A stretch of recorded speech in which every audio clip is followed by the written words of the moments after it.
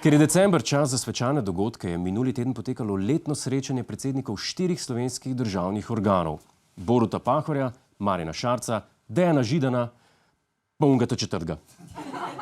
Ne, a res, a ve kdo, kako je njemu ime? 100 evrov dam tismu, ki ve povedati, kako je tem človeku ime.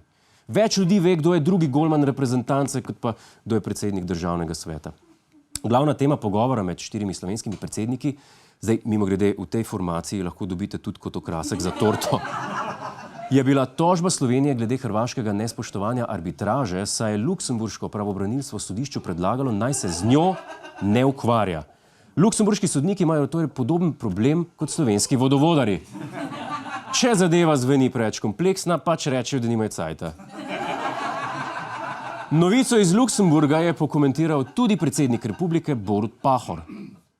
Današnja odločitev pravobranilca ni relevantna za vprašanje, ali meja je določena. Meja je določena z mednarodno pogodbo.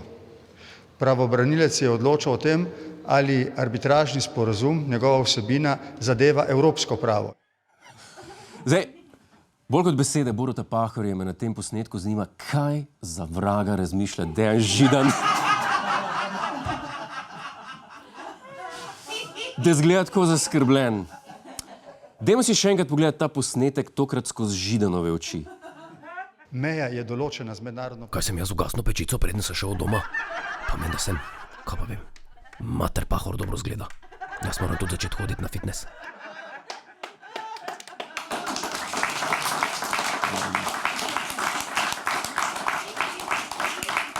Moram reči, da me Dejan Židan kar malo spominja name. Kaj, tudi jaz se včasih zamislim nad seboj. Kaj sem ljudje opazil, da sem shujšal? Zakaj noben nič ne reče? Mogoče me pa noben sploh nima rad.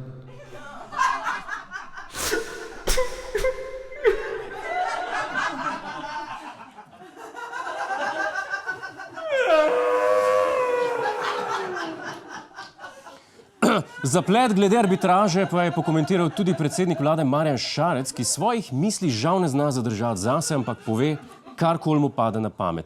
Kot recimo tole.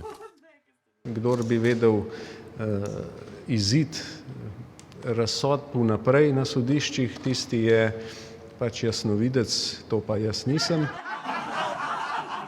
Potrjeno je, Marjan Šarec ni jasnovidec. Kar je precej jasno, ker če bi bil, bi že zdavnaj zadev na lotu in si kupil zlat traktor. To je dejstvo.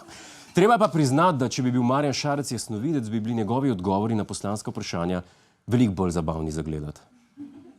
Dober dan, Marija pri telefonu. Mene pa skrbi za varnost. Mi lahko poveste, kdo ogroža našo nacionalno varnost? Nacionalno varnost ogrožata SDS in Nova Slovenija s tem, ko v prestolnicah sosednjih držav govorita njihova stališča.